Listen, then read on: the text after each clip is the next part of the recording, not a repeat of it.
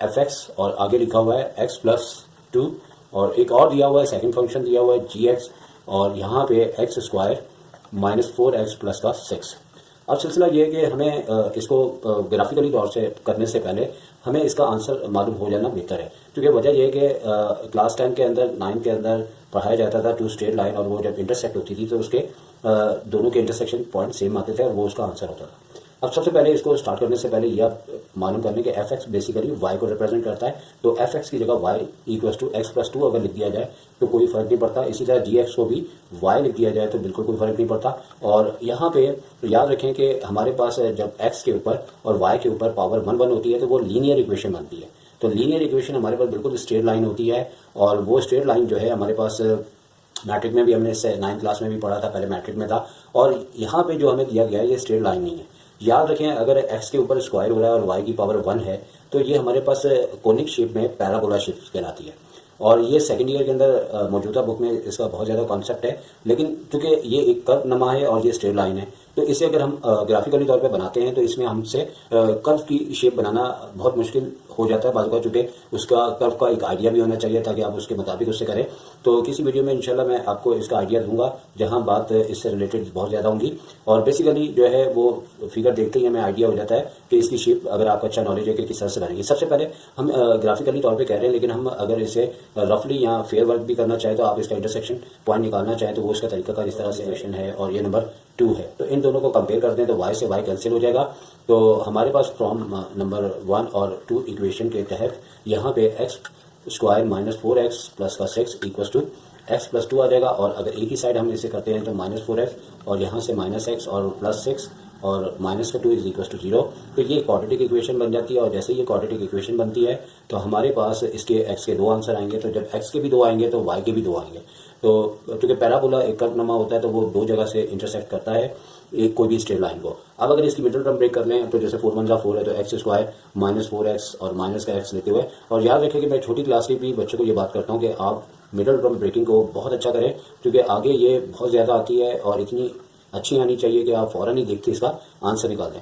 तो अब यहाँ पे अगर आप देखना चाहें तो कि फिर अब नेक्स्ट पेज पे जाएंगे तो दिखना प्रॉब्लम होगा। तो यहाँ पे x का एक आंसर -4 रखते हुए हमारे पास 4 आ जाएगा और सेकंड जो है वो हमारे पास x -1 इज इक्वल टू 0, तो x का 1 आंसर आ जाएगा। इस तरीके से हमने x के 2 आंसर निकाल दिए हैं और यहाँ पे x की जगह रखते हुए हमें y के भी आंसर मालूम करने पड़ेंगे। जैसे यहाँ पे अगर x 4 है तो यहाँ 4 रखते हैं तो हमारे पास y 6 आएगा। तो इधर ही अगर मैं आपको ये नोट कर दूँ कि एक x का आंसर 4 आ रहा है और आप इसे खुद भी थोड़ा सा कर सकते हैं कि अगर यहाँ पे मैं 4 रख दूं यानी यहाँ पे तो 4 + 2 यानी कि ये आपकी y की इक्वेशन है, जबकि यहाँ पे रखेंगे तो काम बहुत लेंथी हो जाएगा लेकिन आंसर वही आएगा। तो हम हमेशा आसान काम को ही सेलेक्ट करें तो बेहतर है। तो यहाँ पे y आपके पास कितना आ जाएगा 4 और 2 6 आ जाएगा। तो एक पॉइंट आपका इंटरसेक्शन ये हो जाएगा। इसी तरह यहाँ x का 1 लिखा है तो y का अगर हम फाइंड आउट करते हैं तो y का आंसर हमारे पास 2 और 1 3 हो जाएगा। तो ये एक एक्स्ट्रा वर्किंग है जो कि कहीं नहीं है, लेकिन अगर हम ये कर लें तो हमें ग्राफ बनाने में बड़ी आसानी होगी और अगर ये नहीं बनाएंगे तो फिर आपको थोड़ी सी परेशानी ग्राफिकली तौर पे इसकी कैलकुलेशन करनी पड़ेगी। जैसे कि हमने जैसे आंसर इसका फाइंड आउट किया है तो हमारे पास इसके 2 आंसर आ चुके हैं। एक हमारे पास इसका आंसर आया था जो कि हम अपने पास नोट कर लेंगे, एक 4 और 6 आया था और सेकेंड आंसर जो है 1 और 3 है। तो आजकल 9th class Karachi Sindh board में ये क्वेश्चन मौजूद हैं और पहले मैट्रिक में भी थे। तो कहा जाए तो ये क्लास 10 के भी बच्चों ने पढ़ा हुआ है और क्लास 9 के भी पढ़ा हुआ है। तो ग्राफ को कभी 9 10 में मिस नहीं करना चाहिए, इसलिए आगे इंटर में बहुत ज़्यादा इसके कॉन्सेप्ट है। अब हमें करना यह है कि बेसिकली 2 इक्वेशंस हैं और दोनों इक्वेशन को बारी बारी हमने इसके कम से कम 4 5 ऑर्डर पेयर्स पता करने हैं कि कौन से ऐसे ऑर्डर पेयर्स हैं जिसे हम ग्राफ पे प्लॉट करें तो ये शेप हमारे लिए बेहतर से बेहतर बन सकती है। तो इसके लिए हमें ये करना है कि पहली जैसे हमारी फर्स्ट इक्वेशन है इसमें y जैसे कि हमने यहाँ पे बोला हुआ है, क्योंकि एफ एक्स हमारे पास बेसिकली y ही होता है। तो यहाँ पे हमें इसके अब 2 पॉइंट्स तो हमारे पास आ चुके हैं, तो लिहाजा कहने का मतलब है कि इन 2 पॉइंट्स को दोबारा लेने की जरूरत नहीं है। अब जैसे x 1 पे आ चुका है 4 पे आ चुका है तो हम करीब करीब पॉइंट लेंगे ताकि ग्राफ बनाने में हमें आसानी हो। तो यहाँ पे अब सेकंड पॉइंट आप x की जगह 2 रख लें, तो यहाँ पे जैसे ही 2 रखते हैं तो 2 + 2 यानी कि 4 हो जाएगा। तो एक और ऑर्डर पेयर हमारे पास इस तरह से आ जाएगा कि x हमने कितना रखा था, x हमने 2 रखा था, ठीक है, ये 2 लिखा है इधर नोट कर लीजिएगा। यहाँ पे y हमारे पास 4 आया और उसके बाद हमने y is equal to x को 3 रख लेंगे। तो 3 रखने के बाद जो है हमारे पास क्या सिलसिला बनेगा कि 3 + 2 यानी कि सिंपल एक एक नंबर बढ़ता जा रहा है। तो यहाँ पे x को 3 रखने पे y हमारे पास 5 आ गया। तो इसके बाद फर्दर ये है कि ये 4 पॉइंट्स भी एक लाइन के लिए बहुत होते हैं ड्रॉ करने के लिए, और देखा जाए तो एक स्ट्रेट लाइन के लिए 2 पॉइंट्स भी हों तो लाइन बन जाती है। बेसिकली ज़्यादा इशू होता है आपकी जो कर्व वाली शेप होती है, जैसे कि यहाँ पे सेकंड शेप हमारे पास जो है वो पैराबोला की सूरत में है और यहाँ से ही हम इसे कैलकुलेट करते हैं। ये हमारी पहली, इस तरह आपको लाइन नहीं बनानी, सिर्फ आपको समझाने के लिए ताकि आपको एक ही दिख जाए। तो सेकंड जो इक्वेशन थी वो हमारे पास y थी और एक्स स्क्वायर माइनस 4x और प्लस 6। अब यकीनी तौर पे ये दोनों पॉइंट्स भी हमें यहाँ पे नहीं निकालने पड़ेंगे, ये हमारे लिए बहुत कारामद और आसानी का जरिया बना हुआ है और आंसर भी आ चुका हुआ है। लेकिन हमने चूंकि ग्राफिकली तौर पे कहा है तो हमें ये मेंशन करना है। अब x1 ले चुके हैं तो अब इसमें यह है कि हमें ऐसा पॉइंट लेना होगा जिसके ऊपर कि हमारा x रखने पे y आ जाए। अब जैसे फॉर एग्जाम्पल बड़े नंबर नहीं लेते, सबसे पहले अगर हम यहाँ पे फर्स्ट करें कि यहाँ पे जैसे हमने यहाँ 2 लिया है तो यहाँ पे भी हम x को 1 के बाद 2 रख के देखते हैं कि क्या आंसर आता है। तो जैसे यहाँ पे 2 का स्क्वायर 4 और यहाँ पे 8 और प्लस का 6, यानी 6 और 4 10 आ जाएंगे और 10 में से जैसे 8 लेस करेंगे तो हमारे पास 2 आ जाएगा। तो यानी इसका थर्ड पॉइंट, जैसे कि 2 पॉइंट्स तो ऊपर है तो x हमारे पास जो है वो 2 और y भी 2 हो जाएगा। इसके बाद कुछ पॉइंट्स इसमें ज़्यादा ले लेना ज़्यादा बेहतर है, क्योंकि कर्व को प्लॉट करने के लिए आपको ये ज़्यादा पॉइंट ले लेना आपके लिए फ़ायदेमंद होता है। स्ट्रेट लाइन में इशू नहीं होता, उसमें 2 पॉइंट्स ले लें, 3 ले लें, कम से कम 2 लेने होते हैं और ज़्यादा से ज़्यादा आप 3 4 ले लें तो आसानी से आ जाते हैं। लेकिन कर्व वाले में 2 से बात नहीं बनेगी, बल्कि कभी कभार तो कोई पता नहीं है कि अगर हम जब पूरा चैप्टर एक्सप्लेन करेंगे तो बहुत ज़्यादा पॉइंट्स लेने पड़े। तो अब यहाँ पे इसके बाद एक नया पॉइंट लेते हैं और चूँकि 3 यहाँ पे मौजूद नहीं है तो अब x को हम यहाँ पे 3 रख के देखते हैं कि क्या आता है। तो y इज इक्वल टू 3 का स्क्वायर अब 9 हो जाएगा और 4 3 12 हो जाएगा और यहाँ पे 6 है तो ये 15 में से 12 निकालेंगे तो ये भी 3 आपके पास आ जाएगा। ये दोनों आंसर में जो x आया वही तकरीबन y आया। इस तरह आगे भी सिलसिला इसको चलाते रहेंगे। तो एक 4 पॉइंट हम नहीं ले सकते क्योंकि ऑलरेडी हमने x का 4 वहाँ से निकाला हुआ आंसर है। तो एक पॉइंट हम 5 की सूरत में लेके देख लेते हैं कि क्या आता है। तो y इज इक्वल टू, अब जैसे कि x स्क्वायर है तो 5 का स्क्वायर 25 हो जाएगा और 5 4 जा 20 हो जाएगा और प्लस का 6 है। तो अब 20 के बाद जैसे 25 में से हम जैसे इसको लेस करते हैं तो हमारे पास 5 आ जाएगा और 5 और 6 11 हो जाएगा। तो x को हमने 5 लिया और y हमारे पास y 11 आ गया। तो आपको ये मैं एडवाइस दूंगा जब भी ये क्वेश्चन करें तो थोड़ी सी आप अपने पास जगह लाजमी रिजर्व रखें। हो सकता है ग्राफ बनाते हुए आपके पास मजीद कुछ वर्किंग करनी पड़े, जिससे कि जाहिर सी बात है कि जब ये क्वेश्चन कर रहे हैं तो आपने आगे तो नहीं किया होगा तो आपके पास ऑलरेडी जगह मौजूद होगी। तो इसलिए कि हो सकता है कि ये पॉइंट्स से भी ज़्यादा हमें इसकी शेप वाज़ेह करने के लिए कुछ पॉइंट्स लेने पड़े। तो इसके लिए हमने एक ग्राफ लिया हुआ है और इस ग्राफ को हम आपको पॉइंट्स के लिहाज से एक्सप्लेन करके बताएंगे कि सबसे पहले हमने जो है वो ये हमारे पास एक्स एक्सिस होता है और यहाँ पे y एक्सिस होता है। ठीक है, अब सिलसिला कुछ इस तरीके से है कि जो है वो x का जो है अगर हम इसके बॉक्स बनाना चाहें तो बेहतर है बॉक्स बना लेते हैं। तो पहली जो इक्वेशन से हमारे पास आया था रिजल्ट वो हमने यहाँ पे x और y के 4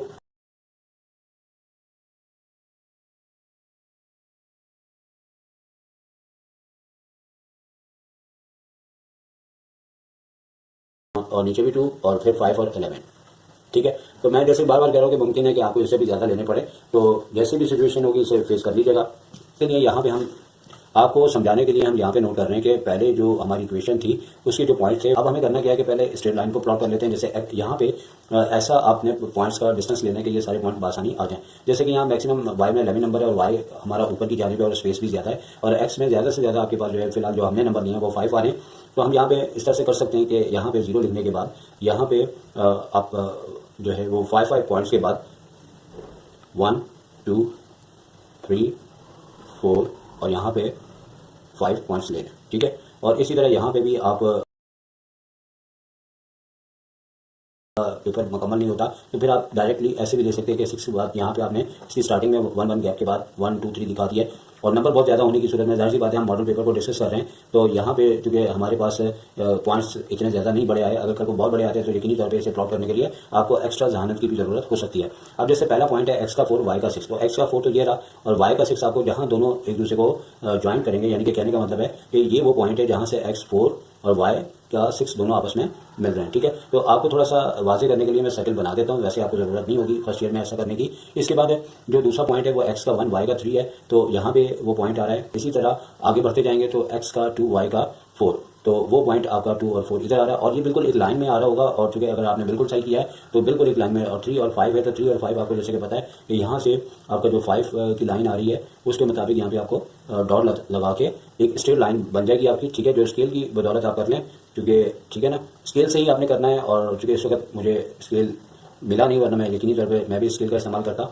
ठीक है, लाइक हो। तो अब आगे चलते हैं। तो सेकंड लाइन है, तो सेकंड लाइन में x का 4 y का 6, तो x का 4 ये रहा और y का 6 ये रहा। और चूंकि ये पॉइंट दोनों में सेम थे जो कि हमने अलजेब्रिक मेथड से निकाले थे, तो लाजमी तौर पे जो है वो दोनों में सेम आए थे और इसका हमें फ़ायदा ही होगा। सेकंड पॉइंट है x का 1 y का 3, ये भी 1 y का 3, ये भी दोनों में मौजूद होगा। तो यहाँ डबल सर्कल ये भी हाईलाइट कर रहा है कि यहाँ से ही पैराबोला इसको इंटरसेक्ट करेगा। अब ये हमने बाद में फर्दर निकाले थे जिसमें x3 y भी 3 आ रहा था, तो यहाँ 3 है तो x का जो आपका 3 है तो वो आप देख लें कि आपका 3 यहाँ पे किस जगह पे आएगा, तो यहाँ पे आपका जो 3 है वो तकरीबन इस जगह पे आ रहा है, ठीक है। तो उसके बाद आगे वाला पॉइंट है, तो वहाँ पे 2 है, तो यहाँ 2 है, तो यहाँ पे भी 2 आ जाएगा। तो उसके बाद एक और हमने पॉइंट लिया था जो कि काफ़ी वाई इसमें बहुत बड़ा आया था, तो 5 के ऊपर पैराबोला की ये शेप बनती है, जो कि आपको तो नहीं पता लग सकती, ये टीचर लोग तो जानते हैं, लेकिन आपको शायद ना पता लगे कि ये पैराबोला शेप है। और यहाँ पे 11 की लोकेशन पे ये डॉट लगाने के बाद, यानी कि यहाँ पे जो 11 आ रहा है, अब आप मेंशन कर दें। तो अब पैराबोला शेप अगर मैं यहाँ पे समझाने के लिए अलग से बना के दिखाऊं, तो पैराबोला बेसिकली इसका जो कॉनिक का एसेंट्रिसिटी है वो 1 होती है, जो आप सेकंड ईयर में पढ़ोगे। और इसकी बेहतरीन मिसाल जैसे हमारे कायदे आज़म के मज़ार पे जो दरवाज़ा दिया हुआ है जो अंदर जाने के लिए, उसको मूव करता हूँ, तो चूँकि मेरे पास ज़्यादा पॉइंट्स तो नहीं है, तो यहाँ से मुझे इसको यहाँ से डाउन करते हुए, और चूँकि मैं और भी पॉइंट ले लेता तो बहुत अच्छा होता, क्योंकि जितने पॉइंट्स लेंगे उतनी आपकी ये शेप बेहतर बनेगी। और इसी तरह हम इसको आगे बढ़ाते हुए बिल्कुल आगे, और हाथ में कोई भी ऐसा प्रॉब्लम ना आए। अब चूँकि यहाँ पे इंटरसेक्ट तो यहाँ से और यहाँ से हो चुका हुआ है, और हमारा आंसर आ चुका है। और ये फर्दर लाइन कैसे जाती है उसको आप बेशक छोड़ दें, क्योंकि हमने ये अलजेब्रिक से इसीलिए ये 2 पॉइंट्स निकाले थे ताकि ये हमें निकालने मस्ट है। लेकिन जैसे कि ये शेप है, तो यहाँ से तो यहाँ सीधा मूव हो रही है, तो यहाँ से भी हो रही है, लेकिन यहाँ पे आप इसको बनाने की कोशिश नहीं कीजिएगा।